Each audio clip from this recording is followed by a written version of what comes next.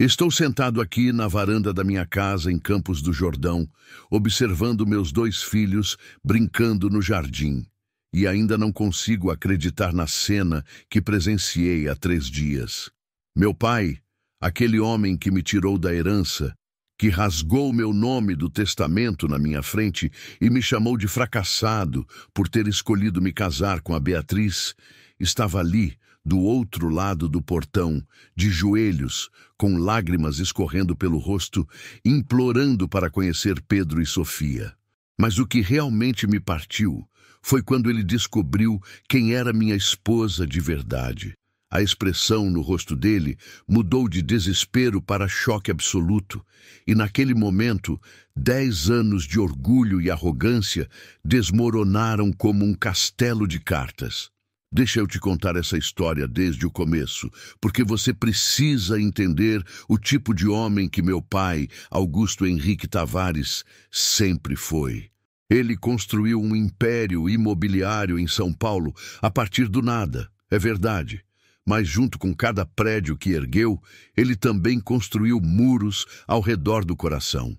Para ele, tudo na vida tinha um preço, um valor de mercado, inclusive as pessoas.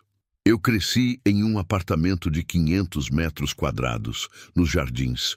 Estudei nos melhores colégios particulares. Fiz faculdade de administração na FGV, porque era isso que um herdeiro Tavares deveria fazer. Minha vida inteira foi um roteiro escrito por ele, e eu nunca tive coragem de questionar até conhecer a Beatriz. Era março de 2014. Eu tinha 28 anos e trabalhava na empresa do meu pai, fechando negócios milionários e participando de jantares entediantes com a elite paulistana. Minha vida era confortável, previsível e completamente vazia. Foi durante um evento beneficente no MASP que eu a vi pela primeira vez. Beatriz não estava entre os convidados principais. Ela fazia parte da equipe de garçons que servia os canapés e o champanhe. Mas tinha algo nela, uma luz nos olhos, uma postura digna mesmo usando aquele uniforme simples, que me fez parar de fingir que me importava com a conversa sobre ações na bolsa que eu estava tendo. Nossos olhares se cruzaram por acaso quando ela passava com uma bandeja, e eu juro que senti algo que nunca tinha sentido antes. Não era apenas atração física, embora ela fosse lindíssima com aqueles cabelos castanhos presos em um coque e olhos cor-de-mel. Era uma conexão inexplicável, como se minha alma reconhecesse algo na dela. Eu sei que parece dramático, mas é a mais pura verdade. Consegui trocar algumas palavras com ela durante o evento. Descobri que ela tinha 25 anos, morava em Guarulhos, com a mãe e o irmão mais novo, e estudava pedagogia à noite, enquanto trabalhava durante o dia para ajudar nas contas de casa. Nas semanas seguintes, eu fiz de tudo para encontrá-la novamente. Descobri qual era a empresa de eventos que a contratava e comecei a aparecer em lugares onde sabia que ela estaria trabalhando. Meus amigos achavam que eu tinha enlouquecido, e talvez eu tivesse mesmo.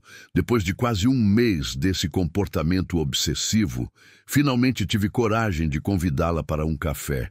Ela aceitou, mas deixou claro que sabia exatamente quem eu era e de onde eu vinha, e que não estava interessada em ser mais uma aventura de playboy entediado.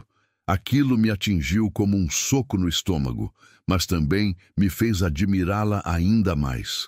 Beatriz não era como as mulheres do meu círculo social, que fingiam não saber quanto dinheiro minha família tinha, enquanto já calculavam o valor do anel de noivado.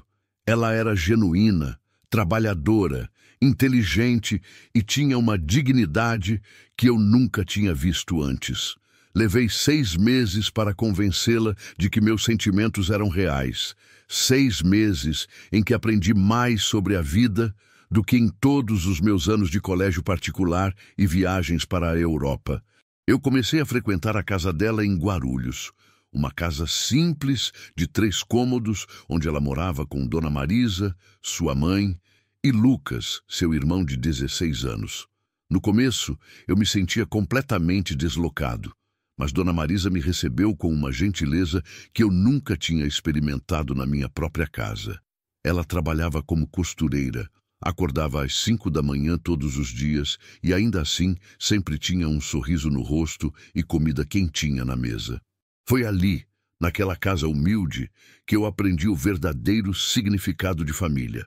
Quando finalmente tive coragem de contar para o meu pai que estava namorando sério e queria apresentar a Beatriz, ele ficou radiante.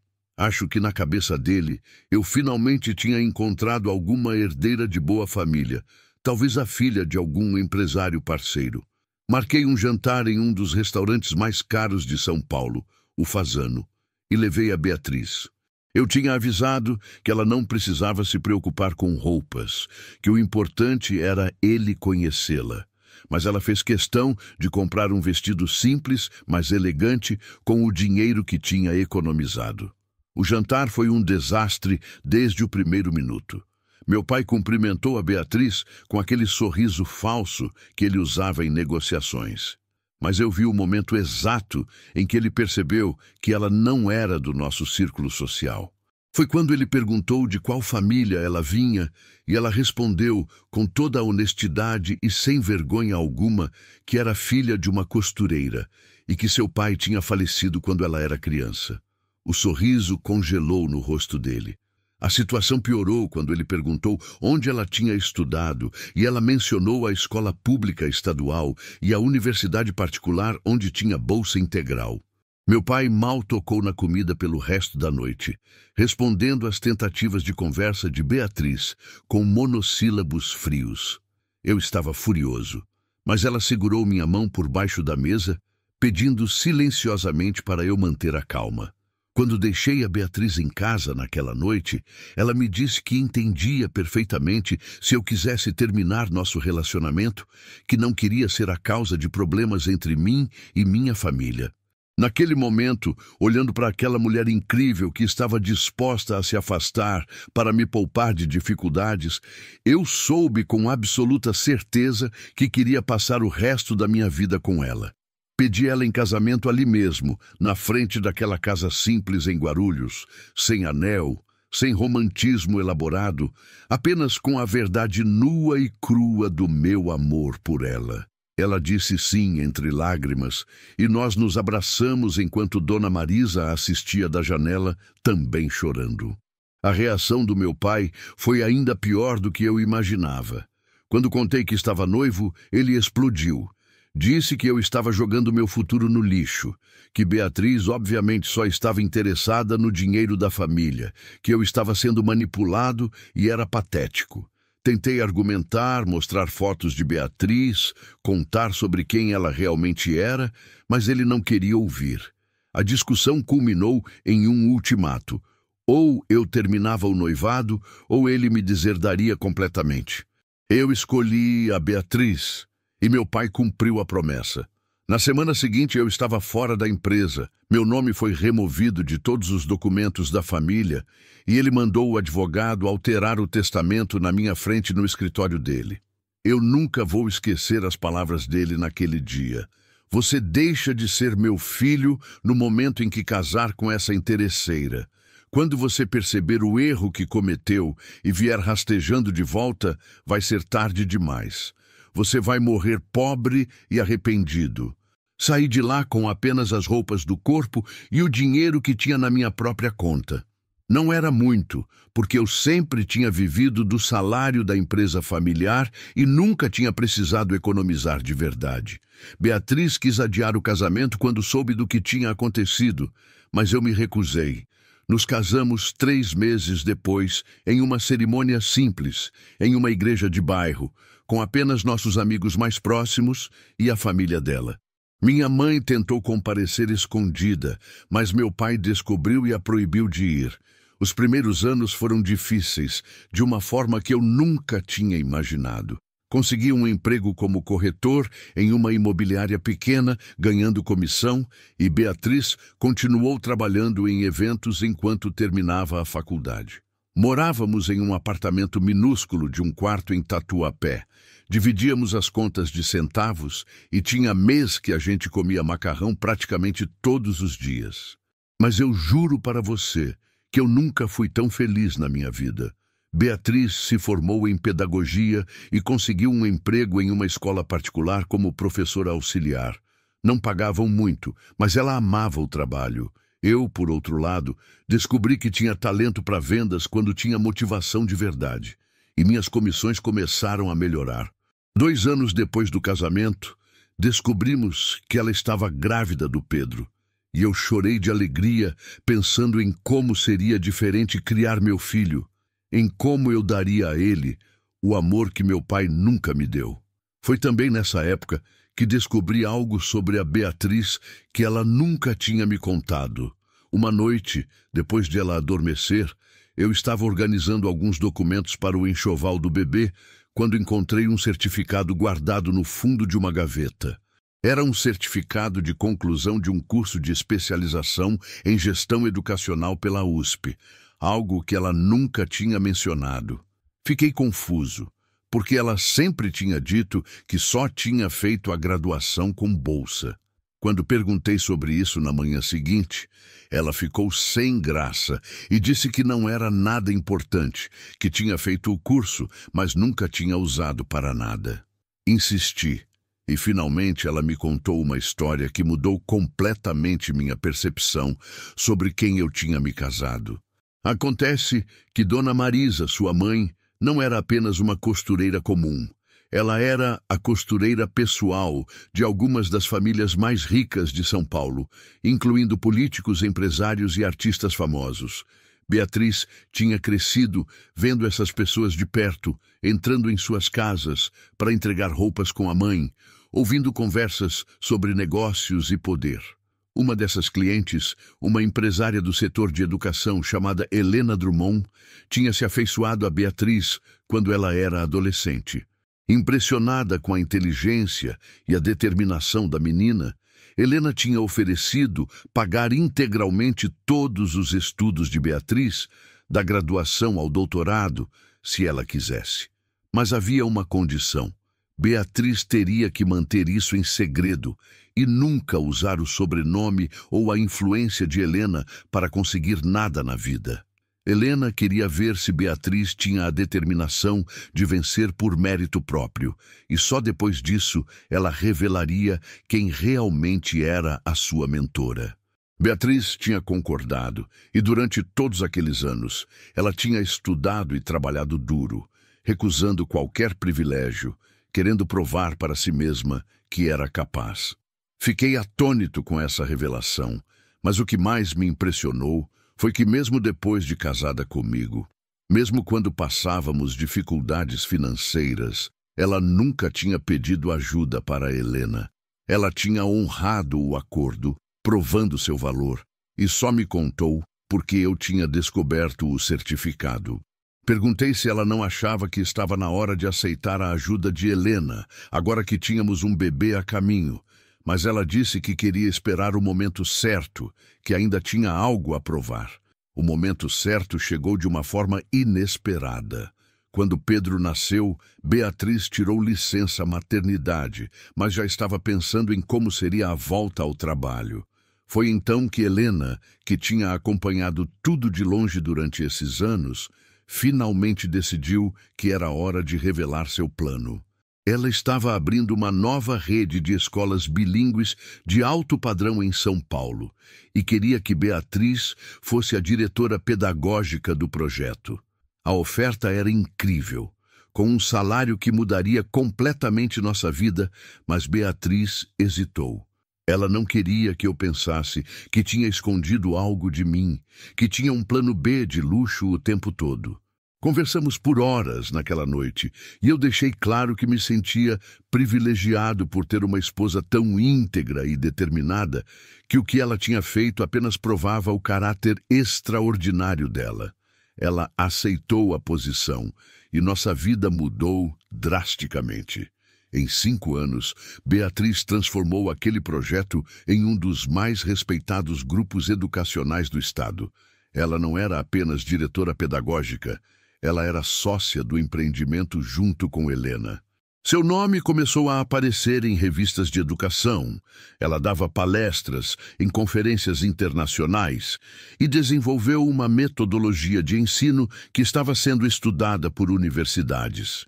Enquanto isso, eu também tinha crescido profissionalmente, abrindo minha própria imobiliária, focada em imóveis de médio padrão, com uma filosofia completamente diferente da empresa do meu pai.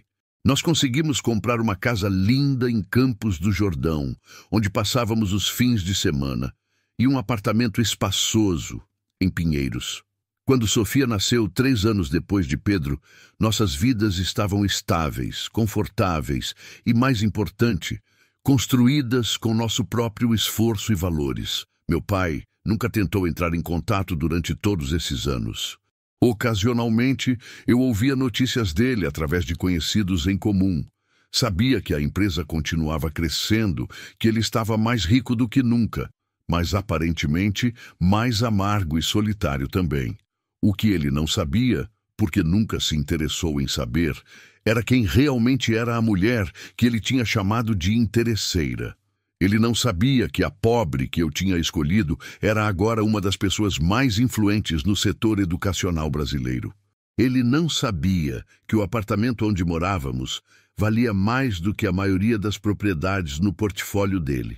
Ele não sabia que seus netos, que ele nunca tinha conhecido, estudavam em uma das melhores escolas do país. Escola essa que pertencia à minha esposa. Mas 3 dias atrás ele descobriu. Eu estava em casa em Campos do Jordão com as crianças quando a campainha tocou. Era um sábado de manhã ensolarado. Beatriz tinha ido à cidade fazer algumas compras e eu estava fazendo panquecas para o café da manhã das crianças. Quando abri o portão pelo interfone e vi quem era, meu primeiro instinto foi desligar e fingir que não tinha visto nada. Mas havia algo diferente nele. Meu pai, sempre tão imponente e impecável em seus ternos italianos, estava usando roupas casuais. Tinha o rosto abatido, envelhecido, e seus olhos estavam vermelhos como se tivesse chorado. Ele não exigiu ser atendido, não ameaçou, apenas pediu, com uma voz quebrada que eu nunca tinha ouvido antes, se podia conversar comigo por 5 minutos. Deixei as crianças dentro de casa, assistindo desenho, e fui até o portão. Fiquei do lado de dentro, sem abrir, mantendo aquela barreira física entre nós como um símbolo dos 10 anos de distância emocional. Ele começou falando que estava doente, que tinha recebido um diagnóstico de um problema cardíaco sério e que isso tinha feito ele repensar muitas coisas na vida. Disse que seu maior arrependimento era ter perdido 10 anos da minha vida. Era não conhecer seus netos, era ter escolhido orgulho e dinheiro ao invés de família. Eu ouvi tudo em silêncio, sentindo uma mistura de raiva, tristeza e uma pitada de satisfação amarga. Ele continuou, dizendo que tinha contratado um investigador para descobrir onde eu morava, que tinha passado os últimos meses juntando coragem para me procurar. Disse que não esperava perdão, mas que implorava por uma chance de conhecer Pedro e Sofia, mesmo que fosse apenas uma vez, mesmo que eu nunca mais quisesse vê-lo depois disso. Foi nesse momento que Beatriz voltou das compras. Ela estacionou o carro na garagem e veio caminhando até onde estávamos, com uma sacola de compras em cada mão. Quando meu pai a viu, sua expressão mudou de súplica para confusão, e então para algo parecido com choque. Ele olhou para ela, depois para mim, depois para ela novamente, e ficou completamente pálido. "Você é Beatriz Drummond", ele disse, e não era uma pergunta, era uma afirmação incrédula. "Você é a Beatriz Drummond, do Grupo Educacional Drummond. Eu vi sua foto na revista Veja mês passado. Você é uma das empresárias mais influentes no setor de educação." Beatriz me deu um beijo no rosto, cumprimentou meu pai educadamente como se fosse um estranho qualquer e entrou em casa para ver as crianças. Aquele gesto simples, aquela indiferença elegante, disse mais do que 1000 palavras poderiam dizer. Meu pai Ficou ali parado, claramente processando o fato de que a interesseira pobre que ele tinha desprezado era na verdade mais bem-sucedida e respeitada do que ele provavelmente jamais seria. Você não fazia ideia, fazia, eu disse, e pela primeira vez em 10 anos senti pena dele. Durante todos esses anos, você achou que eu estava vivendo na miséria, casado com uma mulher que só queria meu dinheiro, mas a verdade é que eu construí uma vida extraordinária ao lado de uma mulher extraordinária, sem um centavo seu, sem seu nome, sem suas conexões. E ela fez o mesmo, cresceu e brilhou por mérito próprio, sem nunca precisar usar o sobrenome de ninguém para abrir portas. Ele tentou argumentar que não sabia, que se soubesse teria sido diferente, mas eu o interrompi. E esse é exatamente o problema, pai.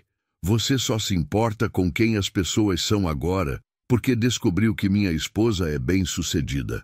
Mas quando ela era só a Beatriz, a filha da costureira, a garçonete que trabalhava em eventos, ela não era digna de respeito.